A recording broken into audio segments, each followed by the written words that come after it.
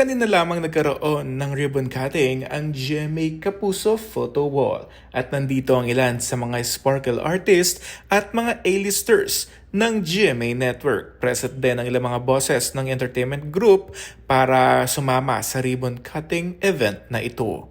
Sa loob ito ng GMA building na kung saan nandito ang ilan sa mga artista katulad na lamang ni na Julian San Jose, River Cruz, Primetime King Dingdong Dantes, Rochelle Pangilinan, Kaylin Alcantara, Miss Manilyn Reynes, Isabel Ortega, at ilan sa mga reporters ng GMA Integrated News. Ayan, 'di ba? So grabe din talaga itong photo wall na ito na inalunsad ng GMA. Ito yung mismo sa GMA building talaga, main building.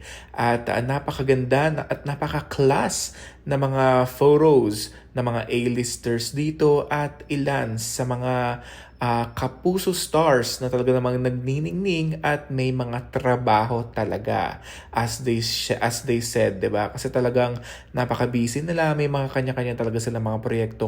Kung makikita nyo ang mga litrato dito mismo na nakasabit dito sa GMA Kapuso Photo Wall. Ayan, 'di ba? So nandito si Kaylin Alcantara, nasa taas ang kanyang litrato. Miss Mel Tiangco, Miss Susan Enriquez, ayan, syempre no, ang Juliver ay nandito rin para i-witness ang kanilang photo. Even si Derek Monasterio ay nandito rin mismo. Ayan, 'di ba? So more photos, more selfie. Rita Daniela is also present. Miss Mariz Umali, 'di ba? Ayan ang mga GMA anchors na iconic din naman sa kanilang mga programa sa GMA News and Public Affairs. Ayan. Ang mag-asawang Rafi Tima and Maris, nandiyan din. Siyempre si Sofia Pablo, Atom Araulio kanina, 'di ba? Miss PR Canghel, ayan.